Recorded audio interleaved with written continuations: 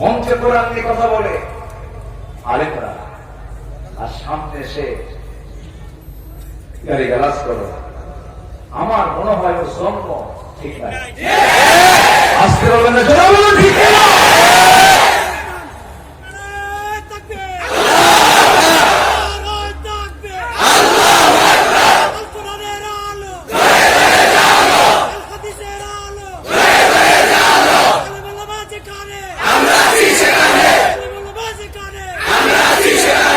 সম্মানিত ভাইরা, শত্রু রাসূলুল্লাহর যুগেও ছিল, সেই শত্রুর আওলাদরা এখনো আছে না নাই? এখনো আছে না নাই? আর পটকা দিতে চাও, তোমার হাতে সেই শক্তি এখনো হয় না। এদেশের শেকড়ে ইসলাম পৌঁছে গেছে, এদেশের শেকড় থেকে ইসলাম তুমি মূলোৎপাটন করতে পারবে না। ইসলাম কারো না, ইসলাম কার? ইসলাম ছিল, আছে, থাকবে, তুমি থাকবে না। ইসলাম কার? ইন্নাদ দীন ইনদাল্লাহিল ইসলাম। আল্লাহর ইসলাম। ইসলাম কারো বাবার না। কেউ বাপ নিয়ে আছে, কেউ স্বামী নিয়ে আছে, কেউ নেতা নিয়ে আছে। আমরা কাউকে নিয়ে নেই, আমরা আল্লাহ ও রাসূলকে নিয়ে আছি। আমাদের পথ একটা, আমাদের হাজার পথ না, আমাদের পথ হচ্ছে ইসলাম। আমাদের পথ কি? ইসলাম নিয়ে আমরা থাকবো, একা একা না, সবাই মিলে। ভ্রাতৃত্বের দরকার আছে না নাই? ভালোবাসার দরকার আছে না নাই? আল্লাহ রাব্বুল আলামিন বলেন, ইন্নাল্লাযীনা ইউনাদূনাকা মিন ওয়ারাইল হুজুরাতি আকসারুহুম লা ইয়াকিলুন। হে রাসূল, আপনাকে যারা, আপনি ঘরের ভিতরে আছেন, বাহির থেকে যারা আপনাকে ডাকে তারা বোঝে না, তাদের কোনো জ্ঞান, কাণ্ড জ্ঞান নাই। এই সূরার একটা প্রেক্ষাপট হলো, নবীজি আমার একদিন সাহাবায়ে কেরামকে নিয়ে 10 দিচ্ছিলেন। 10 দেওয়ার মাঝে দুজন সাহাবী সামনে বসা, ওমর ফারুক রাদিয়াল্লাহু তাআলা আনহু, আবু বকর সিদ্দিক রাদিয়াল্লাহু তাআলা আনহু, দুজন দামি দামি সাহাবী দুজন বসা। সবাই তাদের নাম জানেন তো নাকি? সবাই চিনেন? এক মাহফিলে বললাম, ওমর ফারুককে চিনেন কে? সামনে থেকে এরকম একটা ছেলে দাঁড়ায়, হুজুর আমি চিনি, আমাদের বাড়ির দোতলায় ভাড়া থাকে। ওরও কিন্তু এলেম আছে। বাচ্চারা খুব ভালো, আজকে আমার সামনে কিছু বাচ্চারাও আছে। রাসূল বাচ্চাদের নিয়ে ওয়াজ করতেন, সুবহানাল্লাহ বলেন। রাসূল শিশুরও নবী, যুবকেরও নবী, বুড়ারও নবী, সবার নবী। এরকম সুবহানাল্লাহ। আমরা আদর্শ ছেড়েছি, আমাদের আদব নাই। আদর্শ ছাড়লে তো আদব থাকে না। সব বিভিন্ন আদর্শ নিয়ে বসে আছে। সব আদর্শ ছাড়ো, নবীর আদর্শ ধরো, আদব ঠিক হয়ে যাবে। একই দল করে কি দলীয় গ্রুপিং আছে না নাই? দলীয় কোন কুত্তা গ্রুপ, শিয়াল গ্রুপ আছে না নাই? শিয়াল নিয়ে মারামারি, এগুলো করা যাবে না। যার বাপ মারা গেল সে এতিম না, প্রকৃতি এতিম তো সেই না। যার বাপটা মারা গেল, প্রকৃতি এতিম তো সেই। লাইসাল ইয়াতীম মান মাতা ওয়ালিদাহু, ইন্নাল ইয়াতীমা ইয়াতীমুল ইলমি ওয়াল আদাবি। যার বাপ মারা গেল সে এতিম মূলত নয়, এতিম তো সেই যে আদবের শিক্ষা থেকে নিজেকে বঞ্চিত রাখলো। আদব যার নাই, তার মতো বড় অসহায় পৃথিবীতে আর কেউ নাই। আদব থাকতে হবে, শিষ্টাচার থাকতে হবে, স্নেহ থাকতে হবে, সম্মান থাকতে হবে, সামাজিক মর্যাদা দিতে হবে। যার যে সম্মান, যার যে মর্যাদা, তাকে দিতে হবে। ভুল ধরার সিস্টেম আছে, মুহাসাবার সিস্টেম আছে। আপনি আলেম বক্তব্য দিচ্ছেন, আপনার মন মতো হয় নাই, আপনার আলোচনার শেষে আপনি তাকে সুন্দর করে বুঝিয়ে বলুন, অথবা একটা আপনি সুন্দর করে চিটকুট লিখে সুন্দর করে কাগজে লিখে দিন, হুজুর আপনাকে সম্মান জানিয়ে বলছে, হুজুর এই বিষয়টা না বলে আপনি এই বিষয়টা বলুন। হ্যাঁ, আপনার মন মতো নাও হতে পারে, সংশোধনের তো একটা সুন্দর সিস্টেম আছে। আপনি গালিগালাজ পাচ্ছেন, আপনি হট্টগোল করছেন। আমার মনে হয় এই জাতীয় লোক যারা এইগুলো চক্রান্ত গুলো করে, ওদের রক্ত পরীক্ষা করলে দেখা যাবে আবু জাহেলের রক্ত। আমার ভাইয়েরা, আমার বন্ধুগণ, আল্লাহ রাব্বুল আলামিন সূরাতুল হুজুরাত কেন দিলেন? আমার নবীজির সামনে দুজন সাহাবী, ওমর ফারুক রাদিয়াল্লাহু তাআলা আনহু এবং আবু বকর সিদ্দিক রাদিয়াল্লাহু তাআলা আনহু, দুজন তারা বসে আছেন, নবীজি বয়ান করছিলেন।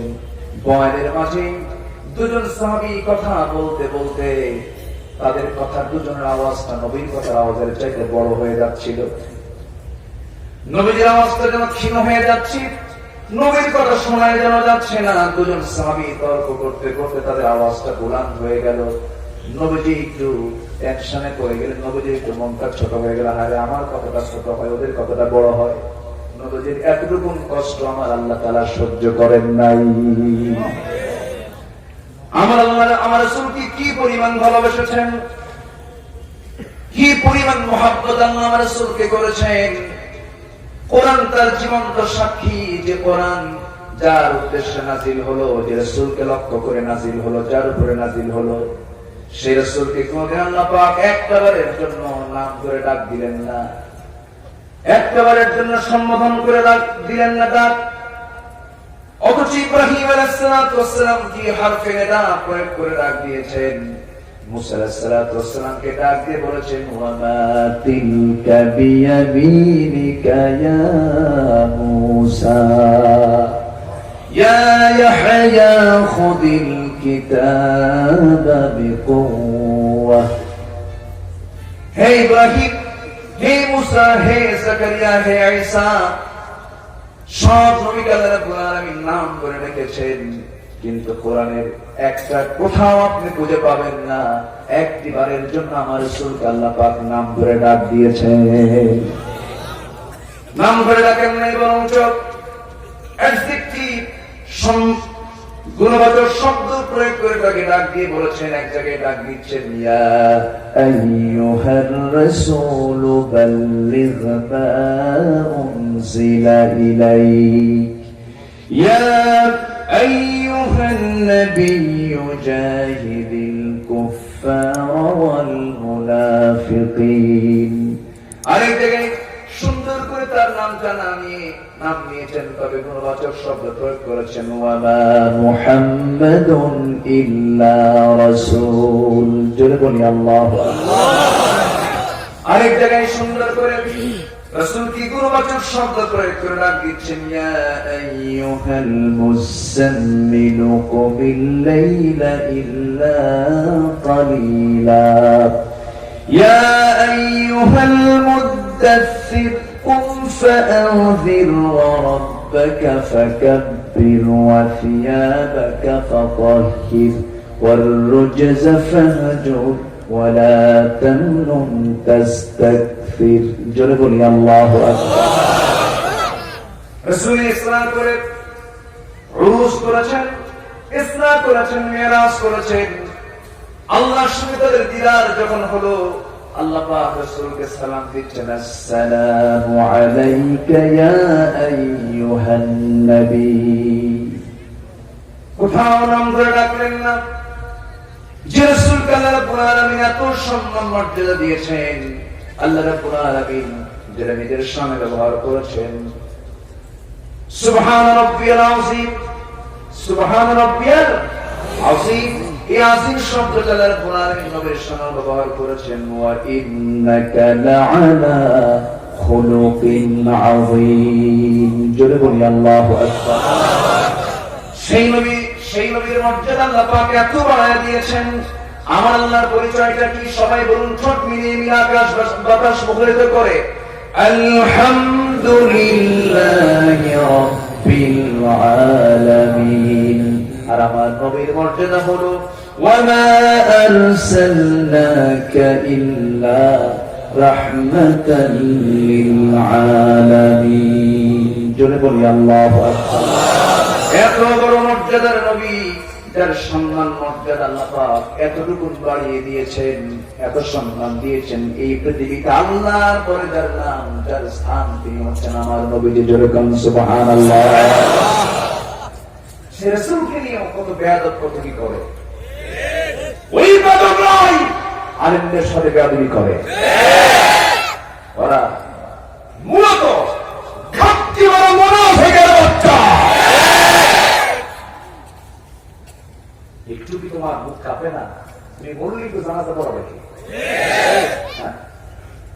ওদেরকে বিদায় করা দরকার, কুত্তার বিদায়ের মতো করে বিদায় করা দরকার। যার আদব নাই সে মানুষই না, সে মানুষই না, সে হাইওয়ান। ঠিক না? আদব থাকতে হবে। মান লাম ইয়ারহাম সাগীরানা, খুব কমন হাদিস, মান লাম ইয়ারহাম সাগীরানা ওয়া লাম ইয়াকি কাবীরানা ফালাইসা মিন্না। যে ছোটদেরকে স্নেহ করে না, বড়দেরকে সম্মান করে না, ফালাইসা মিন্না, সে আমার কেউ না। রাসূল বলেছেন সে আমাদের কেউ না। আমার নবীর সামনে দুজন সাহাবী বড় আওয়াজে যখন কথা বলা শুরু করে দিলেন, নবীজির মনটা একটু ছোট হয়ে গেল। আহারে, আমার আওয়াজের চাইতে এদের আওয়াজটা বড় হয়ে গেল। আল্লাহর সহ্য হলো না। আল্লাহ রাব্বুল আলামিন সঙ্গে সঙ্গে আয়াত নাযিল করে জানিয়ে দিলেন, ইয়া আইয়ুহাল্লাযীনা আমানু লা তারফা'উ আসওয়াতাকুম ফাওকা সাওতিন নবী ولا تجهروا له بالقول كجهر بعضكم لبعض أن تحبط أعمالكم وأنتم لا تشعرون. جرب الله أكبر. ইমানদারেরা, তোমরা তোমাদের আওয়াজকে নবীর আমাদের চাইতে বড় করো না। যদি এমন হয়ে যায় তোমাদের আমাদের চাইতে, তোমাদের নবীর আমাদের চাইতে তোমাদের আওয়াজটা বেশি বড় হয়ে গেছে, জেনে রেখে দিও, আন তাহবাতা আমালুকুম, জীবনে যত আমলগুলো করেছো, নেকিগুলো করেছো, সমস্ত আমলগুলো আল্লাহ রাব্বুল আলামিন কাট করে দিবে, নিষ্ফল হয়ে যাবে, কোনো প্রাপ্তি থাকবে না। এই আয়াত যখন নাযিল হয়, ওমরে ফারুক অস্থির হয়ে গেলেন। ওমরে ফারুকের কান্নার থামে না, কাঁদতে কাঁদতে তিনি পাগলের মতো হয়ে গেলেন।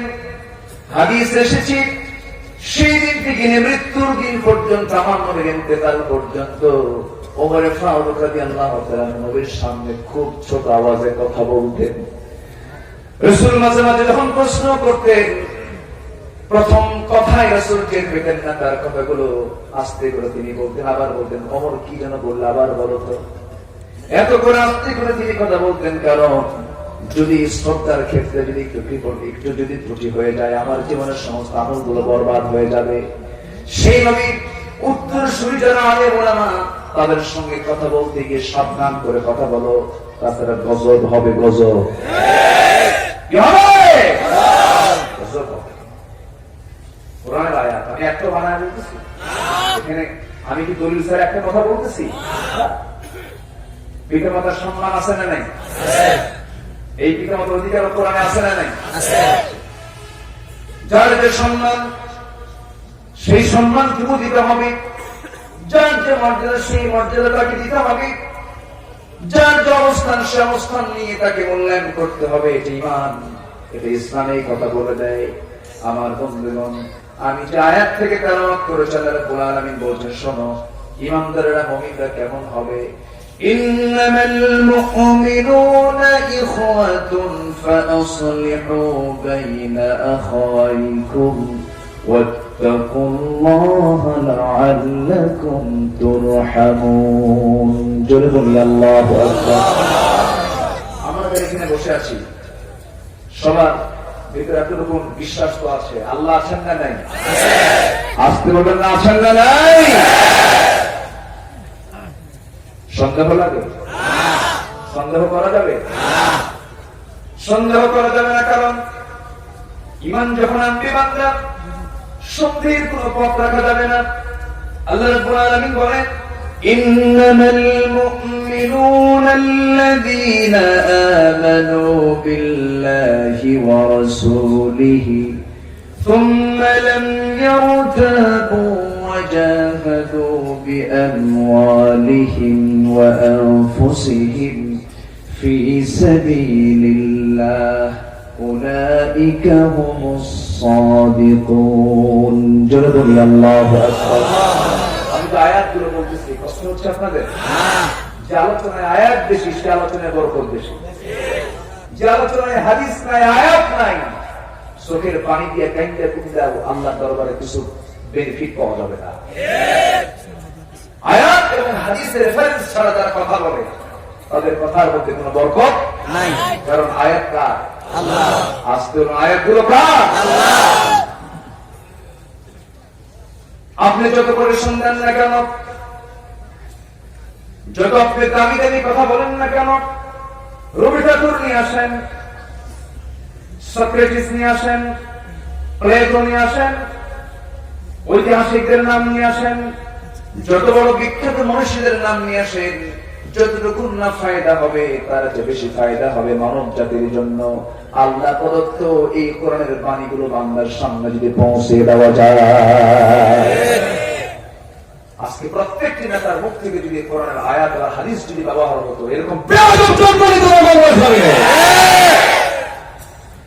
আয়াত তো নাই হাদিস তো নাই সেদিন টাঙ্গাইলে এক মাহফিল ছিল আমার পাশে এমপি মহোদয় বসা ছিলেন ঘাটাই রানা ভাই ছিল পাশে বসা 2 ঘন্টা উনি আমার আলোচনা করে বসে বসে শুনেছেন তোমার তেলাওয়াত গুলো খুব সহি মনে হলো আমার কাছে আমি তাকে বললাম আপনার তেলাওয়াতটা খুব সহি কিন্তু একদিন পার্লামেন্টে আলী সাহেব আসে নাই অধিবেশন শুরু হবে তেলাওয়াত দিয়ে আমার দেশে তেলাওয়াত আছে না নাই অধিবেশনের শুরুতে আছে তো বলি আলহামদুলিল্লাহ বলি আলহামদুলিল্লাহ কিন্তু অধিবেশনের শুরুতে যে তেলাওয়াত হচ্ছে সেই তেলাওয়াতে বলা হচ্ছে ইন্নামাল খামরু ওয়াল মাইসিরু ওয়াল আনসাব ওয়াল আজলাম রিজসুম মিন আমালিশ শাইতান মদ জুয়া সব শয়তানের কাজ এরপরই মদ আর জুয়ার আইন পাস তাহলে কি হলো কোরআন শুধু তেলাওয়াতে থাকবে না কোরআন শুধু কাগজের পাতায় পাতায় আমরা দেখতে চাই না কোরআনকে আমরা দেখতে চাই সমাজের পাতায় পাতায়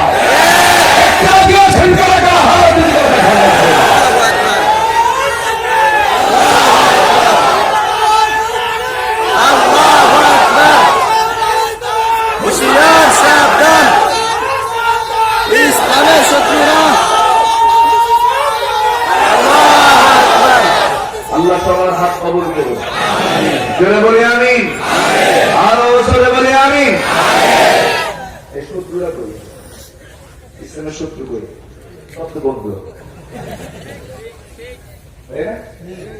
জি বলি আলহামদুলিল্লাহ আলহামদুলিল্লাহ জোরে বলি আলহামদুলিল্লাহ আলহামদুলিল্লাহ আজকে আমরা সবাই এক হয়ে গেছি না সব এক আমাদের পরিচয় আমরা মুসলমান আমরা কি মুসলমান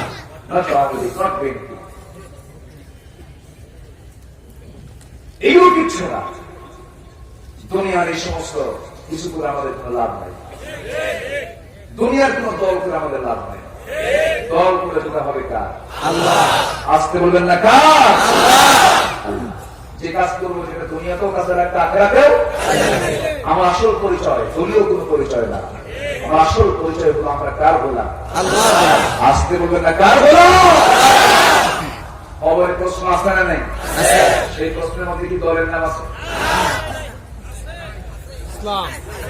আছে না নাই কার দল হবে আল্লাহ দল দুইটা হিজবুল্লাহ আল্লাহর দল শয়তানের দল কি কথা কি বুঝা গেল প্রশ্ন হচ্ছে আপনাদের আমি কাউকে শত্রু মনে করে কথা বলি না কিন্তু কথা বললে যে শত্রু এমনিতে পায় আপনি কি করবেন আমাকে কিছু করেন না মানে হককে প্রকাশ করলে বাকি এমনি ওপেন হয়ে যায় কিছু করার নেই আপনি যদি যাকাতের ওয়াজ করেন যে সুদ খায় তার তো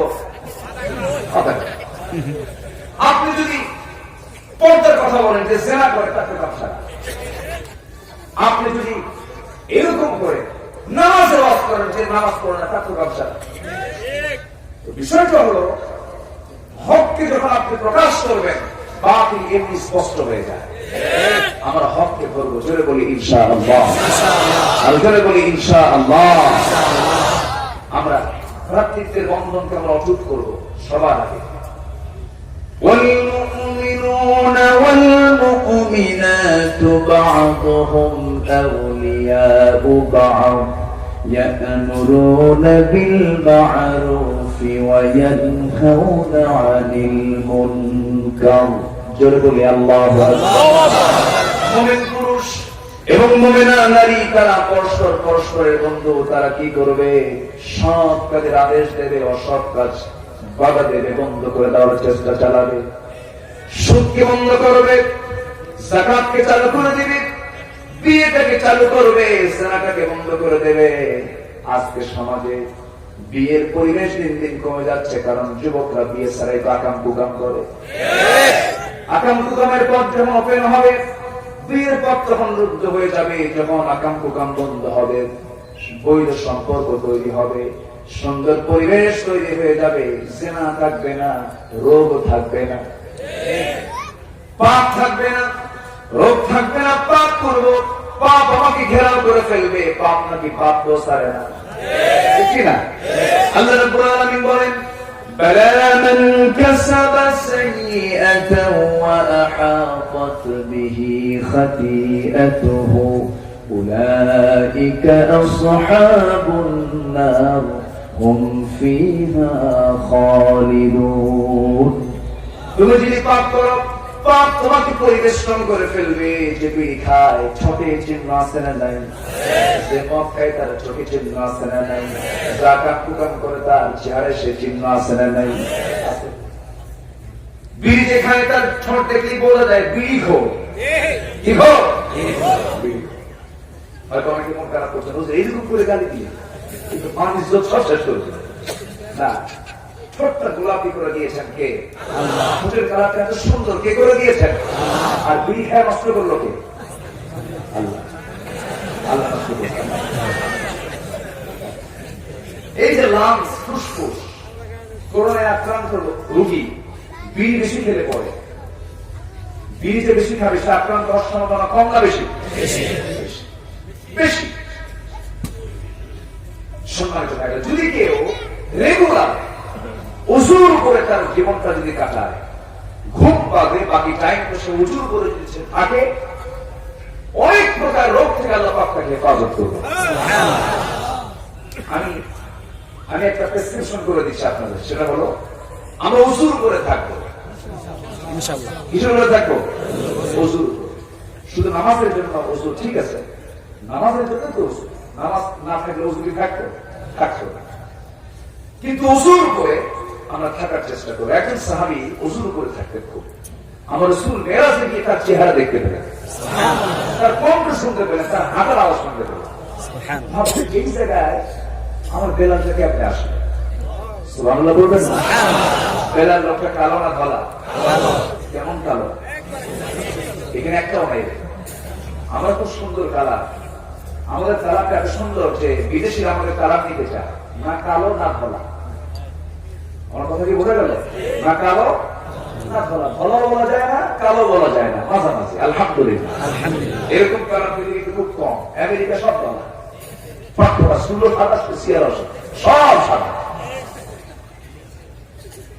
কিন্তু আমরা হলাম সাদাও না কালো না, আমার নবীও সাদাও না কালো না। আমরা জাতি হিসেবে না লম্বা না খাটো, আমার নবীর না লম্বা না খাটো। আমরা মোটাও না চিকনো না, আমার নবীজি মোটাও না চিকনো না। আমার নবীর কিবলা হলো পশ্চিম দিক। আমার নবী কাবার পূর্ব পাশের বাসিন্দা ছিলেন, আমরাও কাবার পূর্ব পাশের বাসিন্দা। সুবহানাল্লাহ বলবেন না? বাসিন্দার দিক থেকে আমরা নবীর বাসিন্দা। চেহারার দিকেও মিল আছে। চুলটা নবীর ছিল কালো, আমাদের চুলগুলো কালো। নবীর চোখের মনিও ছিল কালো, আমাদের চোখের মনিটাও কালো। এত সুন্দর বরং রসুলে তুলনা তো আমরা করতে চাচ্ছি না, তবে একটু মিল পাওয়া যায় কিনা বলেন? পাওয়া যায়। নবীর সব সুরতের সঙ্গে আমাদের মিলে গেল, কিন্তু সিরাতের অবস্থা কি বলেন? সুরত তো কিন্তু সিরাত করি, বাজারে গেলে সাইকেল পেয়ে দিকে তাকে সাইকেল নেই। কি সিরাত মসজিদে গেলে সেজদা দেওয়ার সময় নজর যায় সেজদার দিকে না সেজদার দিকে, সেজদা থেকে উঠেই জুতা আছে তো। এই হচ্ছে আমাদের অবস্থা। বাসে উঠেছি, পাবলিক বাসে, লোকাল বাসে। বাসে উঠে আগে মোবাইল আর ঘড়িটাকে আগে নিয়ন্ত্রণ করতে হয়। জানালার কাছে যদি এরকম করে মোবাইল দেখেন কাপ ছাড়ছে, বাস পাখি এসে ধরে নিয়ে বাস পাখি না মানুষ, শুধু বাস পাখি নিয়ে চলে গেল। এই যে আমাদের চরিত্র, এই যে আমাদের অবস্থা, অপরের সম্পদ মেরে খেলে কি হয়, ওজনে কম বেশি দিলে কি হয়, এটা যদি আমরা বুঝতাম, মুতাফফিফিন যদি পড়তো যাতে এগুলো তো করতো না। ওয়াইলুল লিল মুতাফফিফিন আল্লাযীনা ইযা ইক্তালুহুম আও ওয়াজানুহুম ইউখসিরুন। জোরে বলি আল্লাহু আকবার। ওজনে যখন দিতে যায় কম দেয়, নিতে যায় বেশি নিয়ে নেয়, এমন দোকানদার আমার দেশে আছে না নাই বলেন? আসতে বলবেন না, আছে না নাই? অনেকদিন আগে বাজারে গেছে মাছ কিনবো, মাছ কেনার জন্য বাজারে গেলাম। এক মাছ বিক্রেতা আমাকে দেখি বলে, হুজুর সালাদ একটা লম্বা মেরে দিয়ে বলে, আপনার তো ওয়াজের আমি দারুণ ভক্ত। তো ভাবলাম যে ভক্ত যেহেতু দেখি তার কাছ থেকে কিছু কেনাবো, এই চিন্তা মাথায় নিয়ে সামনে আগায় গেলাম। 2 কেজি ওজনের একটা মাছ, বড় একটা মাছ আমার সামনে ওই ডিজিটাল মিটারে তুলে দিল। দেখি 250 গ্রাম বেশি। তো বললাম 250 গ্রাম বেশি দিয়ে রাখেন হুজুর, একটু মহব্বত করে দিলাম। তো ভাবলাম লস হবে, আমাকে মহব্বত করতে গিয়ে লস করে, এটা কেমন কথা? বললাম ভাই আপনি এত বড় লস করে কি হুজুর, আপনি শুধু আমার জন্য দোয়া করবেন। আমি ভাবলাম একটু আসলে 250 গ্রাম না একটু কম কম আছে। আমি আরেক জায়গায় গিয়ে আবার চেক করলাম, যাই দেখি 250 গ্রাম থেকে বেশি দূরে থাকে, আরো 250 গ্রাম নাই। কথা কি বুঝতেছে? আমরা আসি কোথায়?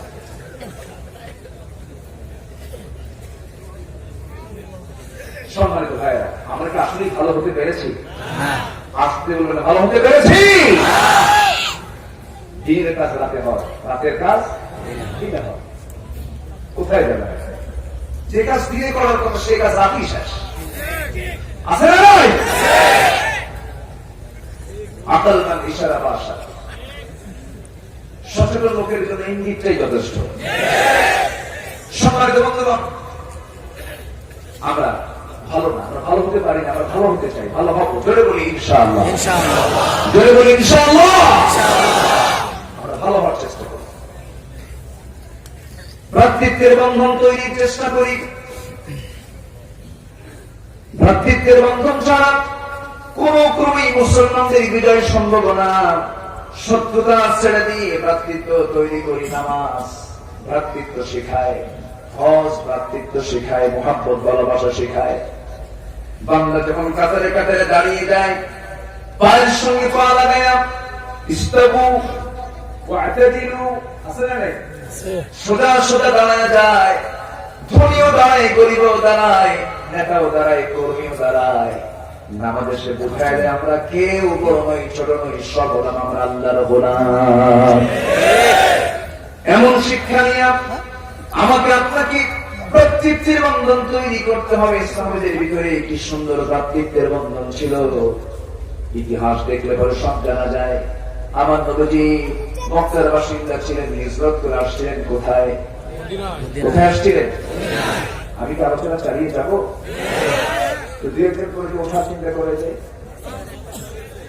ও উনি টিস্যু দেখাচ্ছেন, বুঝুন টিস্যুর সাথে দিচ্ছে আসতেছি আমার।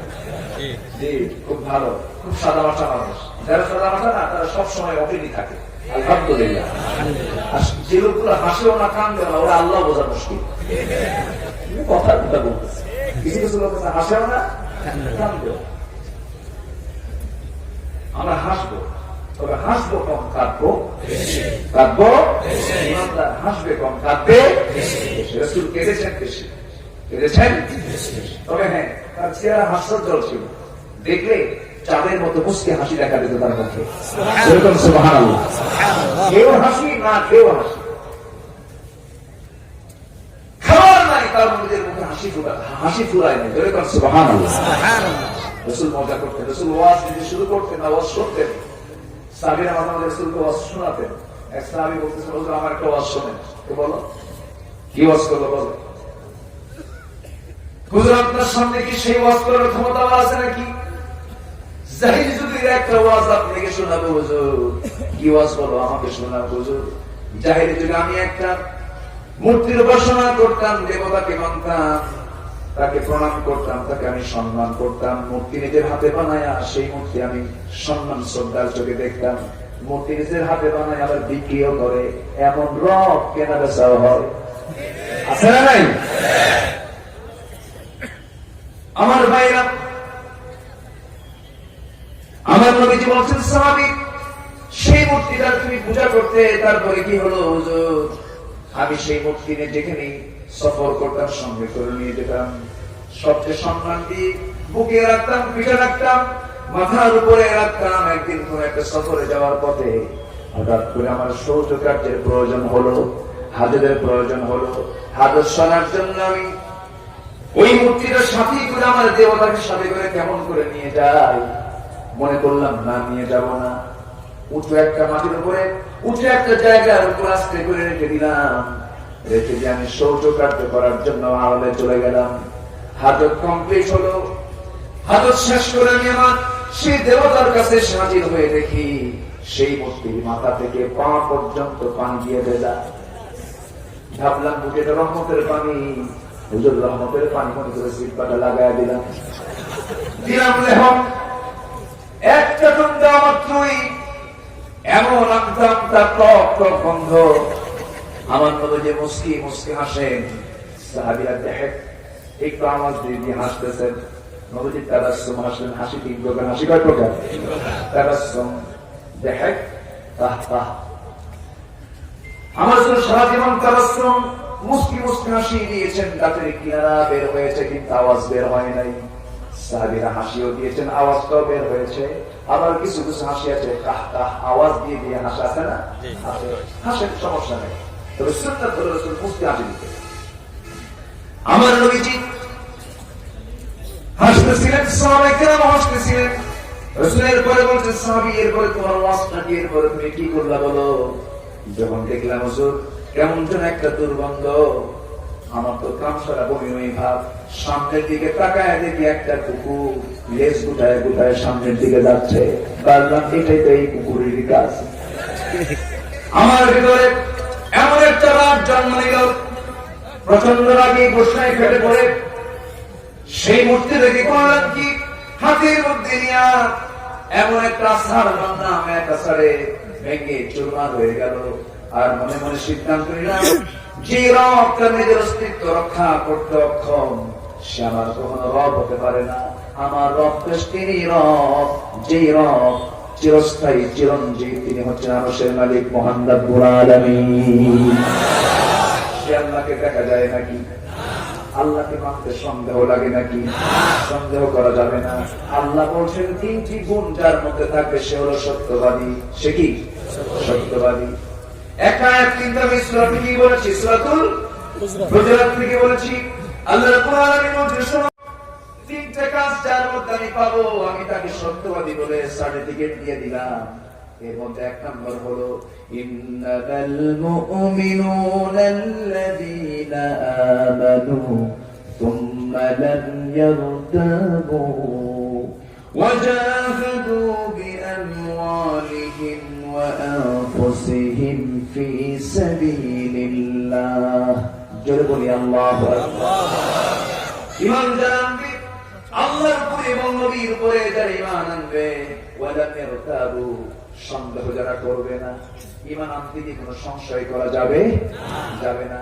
আল্লাহকে দেখা যায়, আল্লাহকে দেখা যায় নাকি? আল্লাহর অনেক সৃষ্টিকেও দেখা যায় না। বাতাস দেখা যায় নাকি?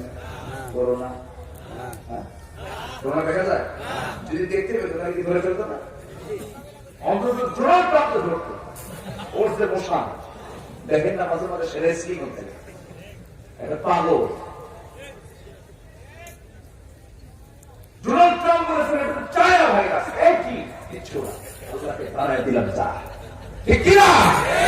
এই ভাইরাসটা, এই ভাইরাসটা কার বাহিনী? আল্লাহ। আবাবিল এসেছিল না, সিজিল পাথর আসছিল না, আল্লাহ পাকের মুখে কিছু পাঠান। মুসার সময় 8টা ছিল, 8টা। কয়টা ছিল?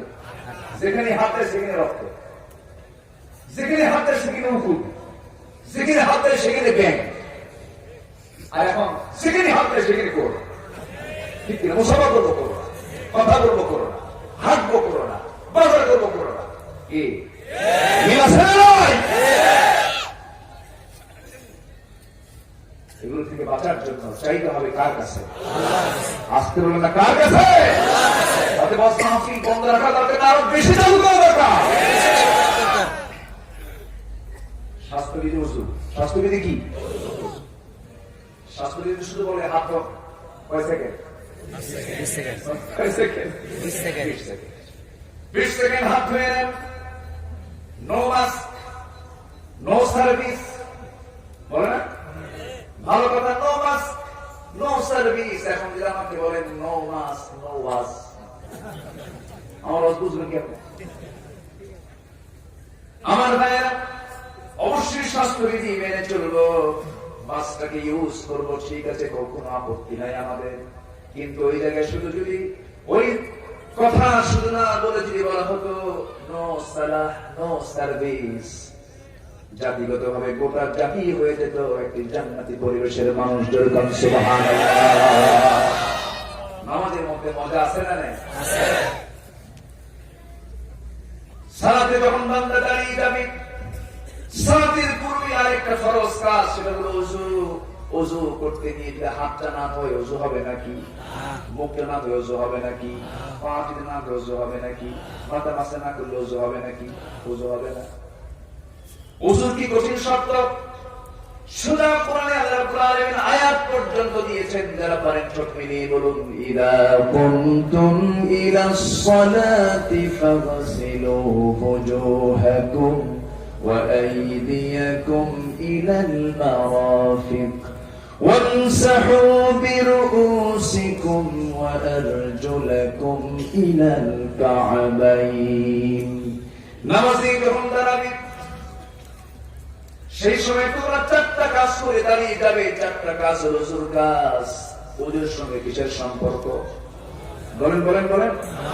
নামাজ নাই ওযু নাই, নামাজ আছে ওযু আছে। নামাজের জন্য ওযু করা ফরজ, অন্য কোন কাজের জন্য কিন্তু ওযু করা ফরজ নয়। সুন্নতের মধ্যে সেগুলো পড়ে যাবে, কিন্তু নামাজের জন্য ওযু করা ফরজ। এমনকি নফল নামাজ পড়তে ওযু করা কি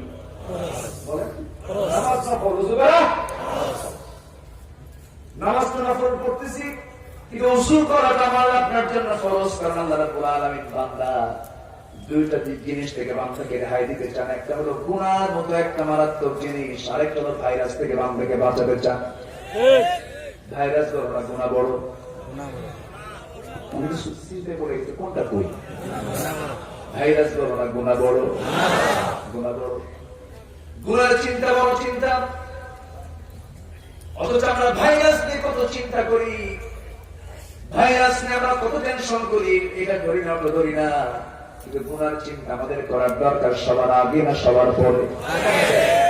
গুনার চিন্তা সবার আগে করতে হবে। ইবনে মাসউদ রাদিয়াল্লাহু তাআলা আনহু যখন দুনিয়া থেকে বিদায় নিলেন, এটা সুন্দর তিনি কোরআন তেলাওয়াত করতেন। নবী যখন তার তেলাওয়াত শুনতেন, রাসূল বলতেন, ও সাহাবীরা, ইবনে মাসউদের তেলাওয়াত যেন মনে হয় জিবরাইল আমার কাছে ওহী নাযিল করতেছে। আল্লাহু আকবার। ইবনে মাসউদ একজন রাখাল ছিলেন, তিনি দুনিয়া থেকে বিদায় নেবেন। বিদায়ের আগ মুহূর্তে মুমূর্ষ অবস্থায় বিছানায় তিনি শায়িত। এমন সময় হযরত উসমান রাদিয়াল্লাহু তাআলা আনহু, সেই সময় তিনি খলিফাতুল মুসলিমিন, দ্বিতীয় শাসক, দ্বিতীয় খলিফা, তিনি তার বাড়িতে আসলেন। এসে বলছেন, ও আব্দুল্লাহ ইবনে মাসউদ, আপনি তো অসুস্থ, আপনার পরিবার নিয়ে আমি একটু চিন্তা করতে আমি আপনার বাড়িতে এসেছি। আপনার কোন সমস্যা আছে নাকি? হ্যাঁ, আমার সমস্যা আছে। কি সমস্যা? গুনাহ। কি সমস্যা? গুনাহ। আপনার কোন চিন্তা আছে নাকি? আমার চিন্তা একটাই, সেটা হলো আল্লাহ পাক আমাকে মাফ করে জান্নাত দিবেন কিনা। যেরকম সুবহানাল্লাহ। বারবার প্রশ্ন করে একরকম, উত্তর দেয় আরেক রকম। এবার ওসমান রাদিয়াল্লাহু আনহু বলছেন, ভাই ইবনে মাসউদ, তোমাকে আমি এমন উদ্দেশ্য করে প্রশ্ন করি নাই। তোমাকে প্রশ্ন করার উদ্দেশ্য হলো তোমার পারিবারিক জীবনে কোনো সমস্যা আছে কিনা, তোমার সন্তানের দিকগুলো আছে, মেয়ে সন্তান গুলো আছে, তাদের জন্য রুটি রুটির ব্যবস্থা হয়, রাষ্ট্রের তহবিল থেকে আমি কিছু অর্থ বরাদ্দ দেবো তোমার পরিবারের জন্য। ইবনে মাসউদ মুসকি মুসকি হাসি মেরে বলছেন, ও ওসমান খলিফাতুল মুসলিমিন, শোনেন, রাষ্ট্রের পক্ষ থেকে কোনো বরাদ্দ দেওয়ার জন্য আমার বাড়িতে উপযুক্ত নয়। আমার বাড়িতে কোনো রাষ্ট্রের পক্ষ থেকে কোনো বরাদ্দ নিতে চাই না, কারণ আমার সন্তানদের জন্য আমি এমন একটা সম্পদ রেখে যাচ্ছি, ওই সম্পদ যদি তারা ঠিক মতো আটকিয়ে রাখে তাদের রিজিকের কোনো অভাব হবে না। কি সম্পদ রাখছেন? আমার মেয়েদের জন্য রেখে দিয়েছি সূরা ওয়াকিয়া সকাল সন্ধ্যা তোমরা পড়বে, রিজিকের দায়িত্ব আমার আল্লাহ নিয়ে দিবে। জোরে বলি সুবহানাল্লাহ। রিজিকের দায়িত্ব কার? আল্লাহ। আসতে বলেন না কার? আল্লাহ। আমাকে খাওয়ান কে? আল্লাহ। আমাকে পড়ান কে? আল্লাহ। আমার সব কিছু নিয়ন্ত্রণ করেন কে? আল্লাহ। নাকের সামনে অক্সিজেনটা কার? আল্লাহ। কে দিয়েছেন অক্সিজেন? আল্লাহ। করোনায় আক্রান্ত রোগীর ফুসফুস যখন আক্রান্ত হয়ে যায়, অক্সিজেন ছাড়া সে বাঁচে না। এই অক্সিজেন দিয়ে তার কাম হয় না, তখন এক্সট্রা করে অক্সিজেন লাগে, তার বিশাল বড় বিল দিতে হয়। আরবের কোন এক বৃদ্ধ হঠাৎ করে অসুস্থ, ৭০ বয়স, হসপিটালে ভর্তি হয়েছে। 2 দিন সুস্থ হয়ে যাওয়ার পর হসপিটাল থেকে বের হচ্ছিল, তার সামনে একটা কাগজ সামনে ধরিয়ে দিয়ে বললো, তোমার 2 দিন 48 ঘন্টা অক্সিজেন গ্রহণের জন্য তোমার বিল হয়েছে 30,000 টাকা। এই বিলটা দেখে বুড়া লোকটা কান্দে। ডাক্তার বলছেন, আপনি কান্দেন কেন? টাকা নাই নাকি? টাকা দেওয়া লাগবে না। বুড়া বলতেছে, টাকা দেখে আমি তো কাঁদতেছি না, টাকার বিল দেওয়ার জন্য কাঁদি না। মাত্র 48 ঘন্টার বিল যদি 30,000 টাকা হয়, জন্ম থেকে নিয়ে আজ পর্যন্ত এত অক্সিজেন আল্লাহ পাক আমাকে দিলেন, একটা টাকাও তো আমার আল্লাহ আমার থেকে নিলেন না। যেরকম সুবহানাল্লাহ। আমার খাওয়ান কে? আসতে বলুন না, খাওয়ান কে? আল্লাহ খাওয়ান। বসুন্ধরা বাবুর সাহেব, যমুনার বাবুর সাহেব মারা গেলেন, আকিজের মনির সাহেব মারা গেলেন, এসালাম গ্রুপের একজন মারা গেলেন। এত বিশাল সম্পত্তি, এত টাকা পয়সা, সব কিছু দিয়েও তো কাম হলো না, রিজিক নাই। আল্লাহ তাআলা রিজিক তুলে নিয়েছেন। অতএব রিজিক চাইতে হবে কার কাছে? আসতে বলুন না, কার কাছে? আল্লাহর কাছে চাইতে হবে। ঈমানটা মজবুত থাকতে হবে, সন্দেহ করা যাবে না, সংশয় আনা যাবে না। আল্লাহ রাব্বুল আলামিন এরপরে বলছেন, আরেকটা কাজ যদি তুমি করতে পারো সেটা হলো وجاهدوا بأموالهم وأنفسهم في سبيل الله أولئك هم الصادقون। জোরে বলি আল্লাহু আকবার। আল্লাহর রাস্তায় যদি জান এবং মাল দিয়ে যদি জিহাদ করতে পারো, মোকাবেলা করতে পারো বাতিলদের, এই 2টি কাজ, এই 3টি কাজ যদি তুমি করতে পারো, আমি আল্লাহ নিজে বলছি তুমি হলে মহাসত্যবাদী। জোরে বলি সুবহানাল্লাহ। একজন সাহাবীর নাম আবু বকর, জোরে, আবু বকর সিদ্দিক। তার নাম কি? আবু বকর। উপাধি কি? সিদ্দিক। সমস্ত মুসলমানকে সিদ্দিক হতে হবে, সমস্ত মুসলমানদেরকে সিদ্দিকের গুণ অর্জন করতে হবে। মিথ্যাবাদী মুসলমান হতে পারে না, মুসলমান সর্বদা সত্য কথা বলবে। কিন্তু আবু বকর সিদ্দিক রাদিয়াল্লাহু তাআলা সত্যবাদিতার সার্টিফিকেট কেমন করে পেলেন? ছোট্ট একটা ইতিহাস মনে পড়ে গেল। আমার নবীজি মক্কার যখন বাসিন্দা, সেই সময় আল্লাহ রাব্বুল আলামিন যখন তাকে বিভিন্ন মানসিক টেনশনের মধ্যে পেয়ে গেলেন, বিশাল সংকটের মধ্যে পেয়ে গেলেন। কেন পাবেন না তাকে অবস্থায়? তিনি তো একজন মানুষও ছিলেন, সবচেয়ে আপনজন, সবচেয়ে প্রিয় 2জন মানুষ। একজন হচ্ছেন খাদিজাতুল কুবরা, আর একজন হচ্ছেন যদিও কাফের আবু তালেব। আবু তালেব চাচা, খাদিজা হচ্ছেন তার স্ত্রী। এই 2জন মানুষ মাত্র 3 দিনের ব্যবধানে দুনিয়া থেকে বিদায় নিলেন।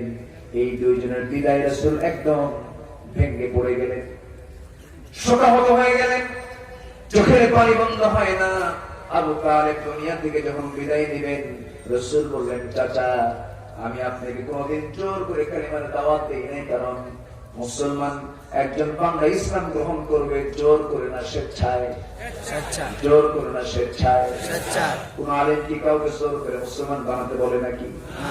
আমার দেশে অনেক হিন্দু ভাইরা মাহফিলে এসে মঞ্চে এসে স্বেচ্ছায় তারা দ্বীন গ্রহণ করে, ইসলাম গ্রহণ করেন। এই দিকে অভিযোগ দেওয়া হয় ধর্মান্তরিত করার অভিযোগ। এরকম আছে না নাই? খ্রিস্টান মিশনারি কাজ করে, বৌদ্ধরা কাজ করে। খ্রিস্টান মিশনারি পাহাড়ি অঞ্চলগুলোকে টার্গেট করে বহু মুসলিম পরিবারকে তারা খ্রিস্টান বানাচ্ছে। ওই জায়গায় কোনো কথা নাই। আর মুসলমান যদি কেউ স্বেচ্ছায় হতে আসে, তখন আমাদের উপরে চাপিয়ে দেওয়া হয় অভিযোগের তোফা। সম্মানিত ভাইরা, দ্বীন গ্রহণে কোন জবরদস্তি নাই, জোরাজুরি নাই। রাসূল কাউকে জোর করে ফেলেছেন না। আমার নবীজি তার জীবনের বড় দৃষ্টান্ত আপন চাচা আবু তালেব, রাসূল তাকে কোনদিন জোর করেন নাই। বললেন মারা যাওয়ার আগ দিয়ে আস্তে করে তার পাশে এসে বসে বলছেন, চাচা আমি আপনাকে জোর পূর্বক কালিমার দাওয়াত কখনো দেই নাই। দাওয়াত দিয়েছি কিন্তু আপনাকে কালিমা পড়তে বলি নাই জোর করে, স্বেচ্ছা আপনি পড়বেন। কিন্তু আজকে আপনার পাশে বসেছি, আপনার দিন সময় ফুরে যাচ্ছে, আপনি যে কোনো মুহূর্তে দুনিয়া থেকে বিদায় দিবেন। একটা বারের জন্য আপনি যদি কালিমাটা পড়ে নিতেন, আপনার জীবনের সব কিছু ক্লাস হতো। আপনি আমার জন্য মামলা খেলেন, আপনি আমার জন্য জেল খাটলেন, বয়কট থাকলেন, কত কি আপনার জীবনে হয়ে গেল। একবার আপনি কালিমার ঘোষণা দিলে পরে সব আপনার জন্য ক্লাস হয়ে যাবে। সঙ্গে সঙ্গে আবু তালেব বলছে, মোহাম্মদ শোনো, আমার ছেলে দুইটা মাত্র ছেলে, আমি আলীকে এবং জাফরকে তোমার হাতিতে তুলে দিয়েছি, আমার আবার কালিমা পড়া লাগবে কি? রাসূল বললেন, চাচা আপনার ছেলে যাবে আপনার কবরে, আপনি যাবেন আপনার কবরে, আমি যাব আমার কবরে। লাহা মা কাসাবাত ওয়া লাকুম মা কাসাবতুম। কেউ কারোর জন্য কোনো উপকার আসবে না। এই মাত্র আপনার না থেকে আমারও কিছু করার থাকবে না, আপনার সন্তানদেরও কিছু করার থাকবে না। একটাবার আপনি দিনটা গ্রহণ করে নেন। সঙ্গে সঙ্গে আবু তালেব বলছে, মুহাম্মদের আমাকে জোড়াজুড়ি করো না। রাসূল বলছেন, ও আমার চাচা পুরো কালিমা বলা লাগবে না, শুধু বলবেন লা ইলাহা ইল্লাল্লাহ। এতটুকু বলুন আপনি। আমার নবীজি তার বরকতি হাতের ছোঁয়া মাথা থেকে পা পর্যন্ত লাগায়া দিলেন, সব জায়গায় তিনি স্পর্শ করলেন। চাচা একটা বারের জন্য আপনি কালিমা পড়েন। আপনি আমাকে ভাষা শিখিয়েছেন, ব্যবসা শিখিয়েছেন, বিয়ে শাদী করাইছেন, সবকিছু বুঝিয়েছেন। ও চাচা আপনি একটা বারের জন্য আপনি কালিমার ঘোষণা দিয়ে দেন।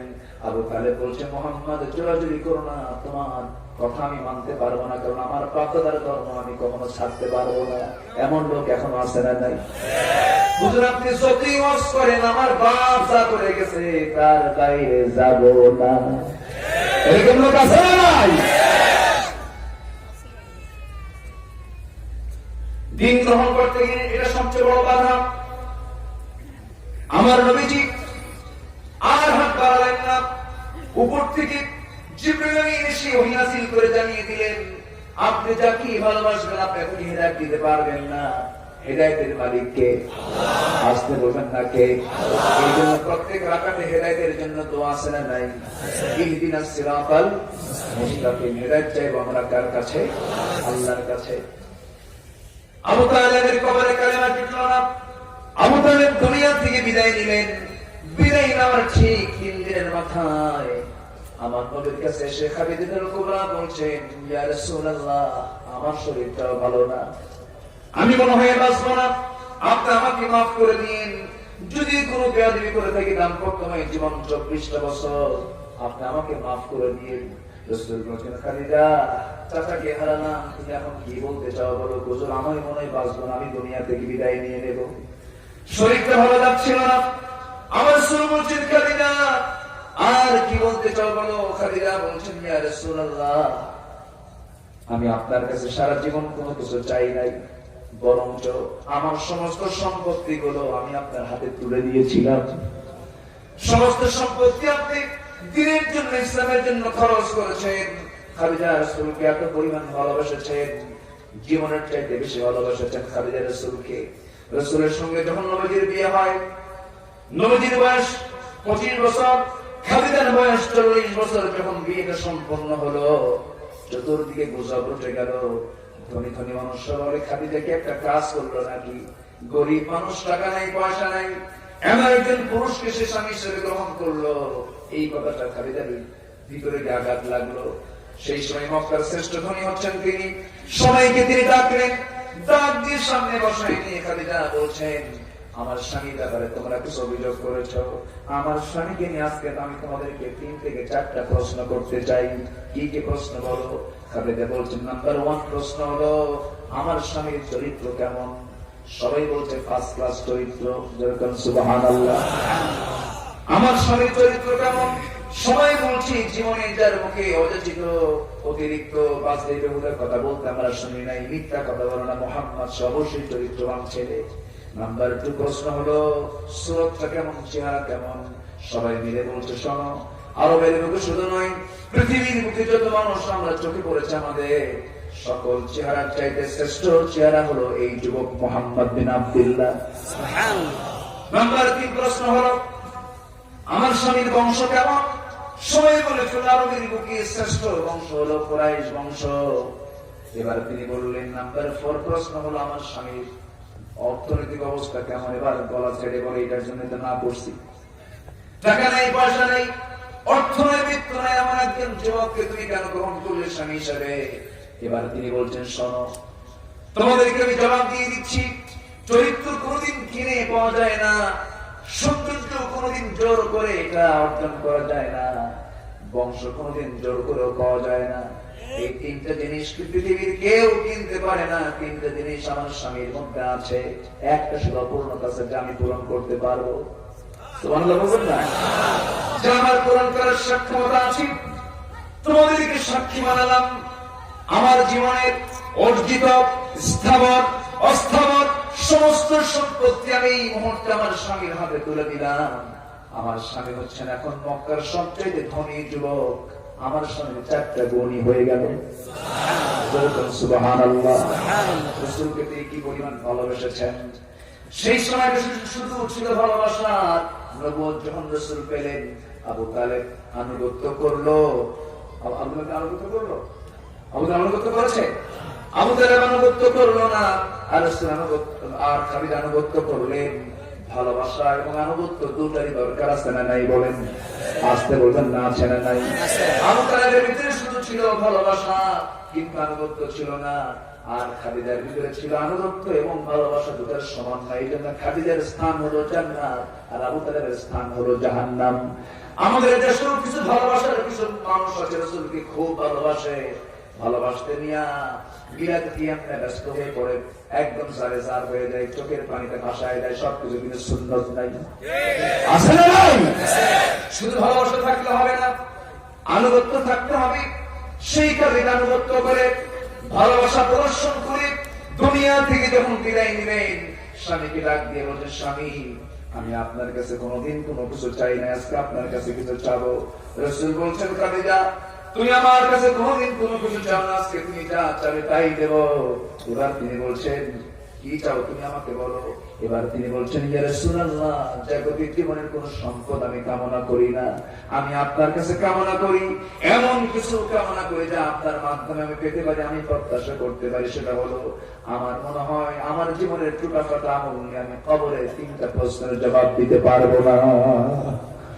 দুনিয়াতে বসে যারা জান্নাতের সংবাদ পেয়েছেন, তারা কবর নিয়ে টেনশন করেন, আখিরাত নিয়ে টেনশন করেন, অথচ আমাদের কোনো নিশ্চয়তা নাই। কিন্তু আমরা নামাজ না পড়ি করে আল্লাহ তো আমাদের জান্নাত দেবে, এরকম লোক আছে না নাই? বলে, খাদিজার মতো মানুষ যাকে আল্লাহ নিজে সালাম দিয়েছেন, সেই খাদিজা বলছেন, ইয়া রাসূলুল্লাহ, আমার মন বলছে আমি মনে হয় 3টা প্রশ্নের জবাব দিতে পারবো না। রাসূল বলছেন, তাহলে কি করবে বলো? হুজুর, আমার লাশটা আপনি পিঠে বহন করে নিয়ে, পিঠে ধারণ করে নিয়ে আপনার বরকুতি হাতে কবরে শোয়া দিয়া, আপনি কবরে কিছুক্ষণ দাঁড়ায় থেকে ফেরেশতা যখন আসবে, প্রশ্ন যখন করবে, আপনি আমার পক্ষ থেকে 3টা প্রশ্নের জবাব দিয়ে দিবে। আমার রাসূল বলছেন, খাদিজা রে, তুমি সারা জীবন আমার কাছে কোনো কিছু চাও নাই, আজকে যা চাইলে আমি তা পূরণ করার চেষ্টা করব। খাদিজা দুনিয়া থেকে বিদায় নিলেন। বিদায় নেওয়ার সঙ্গে সঙ্গে আমার নবীজি সেই সময় থেকে নিয়ে বেশ কিছুদিন পর্যন্ত তার টেনশন কাটে না। আমার নবীজি খাদিজার কথা মতো তার লাস্ট নিজের পিঠে বহন করে খবর পর্যন্ত নিয়ে চলে গেলেন, কবরে শোয়া দিলেন। কবরে শোয়া দিয়া আমার নবীজি কবর থেকে উঠিয়ে দাঁড়াচ্ছেন না, কবরের ভিতরে তিনি দাঁড়ানো। জিবরিল আমিন বলছেন, ইয়া রাসূলুল্লাহ, আপনি কেন দাঁড়ানো আছেন? আপনার থেকে দাঁড়ানোর কোনো প্রয়োজন নেই, আপনি উঠে দাঁড়ান। নবীজি আমার কাঁদতে কাঁদতে বলছে, ভাই জিবরাইল, খালিদের সঙ্গে আমার ওয়াদা হয়ে গেছে, 3টা প্রশ্নের জবাব আমি তার হয়ে দিয়ে দেব। সঙ্গে সঙ্গে জিবরাইল বলছেন, ইয়া রাসূলুল্লাহ, খালিদার 3টি প্রশ্নের জবাব দেওয়ার জন্য আজকে দুনিয়ার কারো প্রয়োজন হবে না। খালিদা আপনার নবুয়তের জিন্দেগীর জন্য যা কিছু করেছে সব ক্লাস হয়ে গেছে, তার প্রশ্নের জবাব দেওয়ার জন্য আল্লাহ আজকে যথেষ্ট। যেরকম সুবহানাল্লাহ। আমার ভাইরা, সে কবর সবার সামনে আছে না নাই? আসতে বলবেন না, আছে না নাই? সবার সামনে আছে না নাই? আছে। আমার নবীজি খালিদে কাহালেন, আবু তালেব কাহালেন। নবীজি মক্কায় টিকতে পারলেন না, মক্কার বাসিন্দা আরো খেপে গেল, রেগে গেল। আবু জেহেলের ভিতর আরো রাগ উন্মাদনা বেড়ে গেল, পাগলামি বেড়ে গেল, হিংসতা বেড়ে গেল। যেখানে পাই রাসূলকে মারে, যেখানে পাই সাহাবায়ে কেরামকে মারে, রাসূল টিকতে পারলেন না। সাহাবায়ে কেরামকে নিয়ে তিনি মদিনার দিকে চলে আসলেন। কি ভ্রাতৃত্ব! এই ভ্রাতৃত্ব আমাদের তৈরি করার দরকার আছে না নাই? আসতে বলবেন না, আছে না নাই? এমন ভ্রাতৃত্বের প্রাচীর তিনি তৈরি করলেন। নবীজি মক্কা ছেড়ে মদিনায় চলে আসলেন। সাহাবীরাও বলেন, হুজুর, যে মক্কায় আপনি নাই সেই মক্কায় আমরাও নাই। বড় ব্যবসা ছাড়লেন, খেজুরের পাকা বাগান ছেড়ে দিলেন। একজন সাহাবী বিশাল করে একজন ব্যবসায়ী কিনে নিলেন। আব্দুর রহমান ইবনে আওফ রাদিয়াল্লাহু তাআলা যখন জানতে পারলেন রাসূল নাই, ব্যবসা বাণিজ্য ঘর বাড়ি সব ছেড়ে তিনি মদিনায় পাড়ি জমালেন। নবীজি একদিন তাকে দেখে কেঁদে ফেলে বলছেন, আব্দুর রহমান রে, তুমি কি জানো তোমার বাড়িটা আবু জেহেল দখল করে নিয়েছে? আব্দুর রহমান মুস্কি মুস্কি হাসি মেরে বলছেন, হুজুর, বিন্দু পরিমাণ কোনো আমার আফসোস নাই, কারণ আল্লাহর জন্য আর নবীর জন্য ঘর বাড়ি ছেড়ে দিয়ে আপনার কাছে এসেছি। সুবহানাল্লাহ। ভালোবাসবো কার জন্য? শত্রুতা করবো কার জন্য? আমার ভাইয়েরা, রাসূল বলছেন, আব্দুর রহমান, তোমার তো দারুণ কষ্ট হচ্ছে মনে হয়, তোমার বাড়িতে দখল করেছে আবু জেহেল, তোমার কি মন খারাপ নাকি? আমার কিন্তু পরিমাণ কোন মনক্ষুণ্ণতা নাই। রাসূল সঙ্গে সঙ্গে বলছেন, আব্দুর রহমান রে, আবু জেহেল বাড়ি দখল করার সঙ্গে সঙ্গে আল্লাহ তোমার জন্য জান্নাতে একটা ঘর বানায়া দিয়েছে। সুবহানাল্লাহ। আব্দুর রহমান ইবনে আওফ বিশাল ধনী মানুষ, সেই ধনী মানুষের ঘর নাই, বাড়ি নাই, বউ নাই, বাচ্চা নাই, সব ছুঁয়ে তিনি মদিনায় চলে এসেছেন একদম শূন্য হাতে। নবীজি তাকে দেখে একজন মদিনার আনসার সাহাবীকে ডাক দিলেন। ভ্রাতৃত্ব কাকে বলে? ইন্নামাল মুমিনুনা ইখওয়া। সবাইকে তিনি ডাক দিলেন। ডাক দিয়ে আমার নবীজি আনসার সাহাবীকে আস্তে করে কাছে নিয়ে বলছেন, আনসার রে, এই আমার মুহাজির সাহাবী আব্দুর রহমান, টাকা নাই, পয়সা নাই, বহু সব কিছু ছিল মক্কায়, সব ফিরে আসছে, বইয়ের মায়া ছেড়ে দিয়েছে, সন্তানদের মায়া ছেড়ে দিয়েছে, সবচেয়ে মহব্বত স্থান দিয়েছে কার? আসতে বলছেন না, কার? আল্লাহর মহব্বত। মহব্বতে আপনি, মহব্বতে তাবেঈ, মহব্বতে ইমানি, মহব্বতে তাবেঈ কি মাইনাস করলেন, আপনি কি মাইনাস করলেন? ইমানিকে হাতে পুঁজি করে নিয়ে তিনি মদিনায় চলে এসেছেন। ও আনসার সাহাবী, তুমি কি চাও না তার একটু উপকার করতে? তুমি তো এই মদিনার আনসার, তোমার তো অনেক কিছু আছে, দেখো তো আমার আব্দুর রহমানের জন্য কিছু করা যায় নাকি? হযরত আব্দুর রহমান ইবনে আওফ রাদিয়াল্লাহু তাআলা মুখে ওই আনসার সাহাবীর সঙ্গে করে নিয়ে দুইটা বড় বড় খেজুর বাগান দেখায়া দিলেন। দুইটা বড় বাগান দেখায়া দিয়ে বলছেন, আব্দুর রহমান, যে কোনো একটা বাগান তুমি পছন্দ করো, ওই বাগানটা আমি তোমার নামে দলিল করে দেব। ভ্রাতৃত্ব আছে না নাই? আসতে বলবেন না, আছে না নাই? দলিল করে দেওয়া দূরের কথা, আপনার জমি আরেকজন দখল। বিল্ডিং 5 তলা হয়ে গেছে, জমিয়ার এসে বলে, ভাই বিল্ডিং করলেন কেন? কিন্তু জমি তোমার, কিন্তু বিল্ডিং আমার। আছে না নাই? হাদিস আসছে, যদি কোনো বান্দা অন্য বান্দার 1 বিঘা পরিমাণ যদি জায়গা যদি জবরদখল করে, হাসরের ময়দানে আল্লাহ পাক তার পিঠের উপরে 7টা বক আসমান জমিন তার পিঠে চাপায়া দিবেন। হক নষ্ট করা যাবে না। কোন হক যদি কোন লঙ্ঘন করে, আউয়ালু মা ইউকদা বাইনান নাসি ইয়াওমাল কিয়ামাত বিমা, কিয়ামতের দিন অধিকার নিয়ে সর্বপ্রথম প্রশ্ন করা হবে। কি নিয়ে বলেন? অধিকার নিয়ে প্রশ্ন করা হবে। জমি আপনার আরেকজন দখল করছে, এই প্রশ্ন সবার পরে না সবার আগে? সবার আগে। আপনি চেয়ারে বসে আছেন, ক্ষমতার বস্তুতে বসে আছেন, যা ইচ্ছা তাই করছেন, জবাব দিতে হবে আল্লাহর কাছে। যার অধিকার তা আদায় করতে হবে। এক আনা না 16 আনা? এক আনা না 16 আনা? দায়িত্ব তত বড়, জবাবদিহিতা তত বড়। মাঝে মাঝে মনে ফারুক কাঁদতেন পাগলার মতো, বুঝের মতো, পাগলের উম্মাদ হয়ে যেতেন। হযরত ওমর মাঝে মাঝে পাগলের মতো হয়ে যেতেন, সেজদায় পড়ে আর সেজদা থেকে মাথা উঠাতেন না। বলো তোমর এত কান্দ কেন? ওমরে ফারুক বলতেন, আল্লাহ মনে হয় তোমাদের গুনাহগুলোকে মাফ করে দিয়েছেন, মনে হয় আল্লাহ পাক আমারে মাফ করেন নাই। ফোরাতের তীরে তোমরা তীরে রেখে দিও। আমি ওমর বলছি, শুধু মানুষের দায়িত্ব আমার না। এই অস্ত্র দিনে ফোরাতের তীরে একটা কুকুর যদি অনাহারে মারা যায়, আর ইরাকে রাস্তা খারাপের কারণে একটা উট যদি চলতে নিয়ে তারা পা ভেঙে ফেলে দেয়, উটের পা কেন ভাঙলো? ফোরাতের তীরে কেন একটা কুকুর অনাহারে মারা গেল? কিয়ামতের দিন ওই প্রাণীগুলোর জন্য আমার আল্লাহর কাছে জবাবদিহি করতে হবে। হযরত ওমর একদিন জুমার খুতবা দিচ্ছিলেন, সঙ্গে একজন মুসল্লি, এই যেমন মদিনার ইমাম ছিলেন, খতিব ছিলেন, আবার অর্থনীতির শাসনকর্তা ছিলেন। জুমার খুতবা তিনি প্রস্তুতি নিচ্ছিলেন, জুমার খুতবা দিবেন, দাঁড়ায় গেছেন।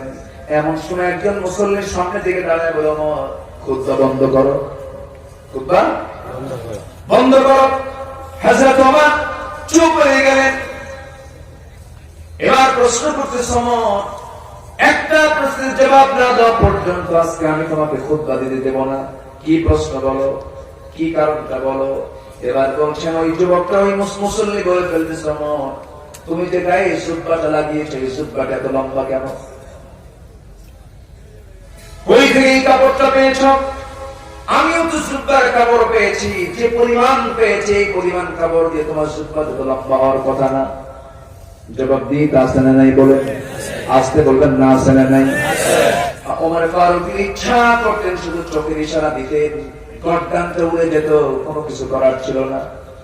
ওমর ফারুক মুস্কি মুস্কি হাসি মারলেন। পাশে থেকে তার বড় ছেলে আব্দুল্লাহ ইবনে ওমর দাঁড়িয়ে গিয়ে বলছেন, ও প্রশ্নকারী মুসল্লি, আমার বাবার জবাব আমি তার সন্তান হয়ে দিয়ে দেব। দাঁড়িয়ে দাঁড়িয়ে তিনি বলছেন, আমার বাবার ভাগিতে কাপড়টা পরেছি, ওই কাপড় দিয়ে জুব্বা বানাতে গেলে আমার বাবা লম্বা মানুষ, ভালো মতো জুব্বাটা হয় না, আরাম উড়ামটা তার বড়, দেহটা তার বড়। আমি বাপকে বললাম, আব্বা আমার ভাগে যে জুব্বার অংশটুকু করেছে, কাপড়টা করেছে, সেই কাপড়টা জোড়া দিয়ে আপনি জুব্বাটা বড় করে নেন। ওমর ফারুক মুস্কি মুস্কি হাসেন। ওই মুসল্লি মাথা নিচু করে কোনো মতো নিচে বসে গেছে। ওমর ফারুক একটু মুস্কি হাসি মেরে বলছেন, ও মুসল্লি একটু দাঁড়াও তো দেখি। দাঁড়ায় গেছে। এবার তিনি প্রশ্ন করছেন, শোনো মুসল্লি, আমি যদি আমার ছেলের কাপড়ের অংশটুকু না নিয়া, আমার ক্ষমতা খাটায়া, আমার দাপড়ে যদি একটু সুরুম করে যদি কাপড়টা বেশি বানায় নিয়ে যদি আমি একই জুব্বাটা বানাতাম, তাহলে তুমি কি করতাম? তরবারি ছিল কোষবদ্ধ, কোষমুক্ত তরবারি সামনে উঁচা করে খাড়া করে বলো, ওমর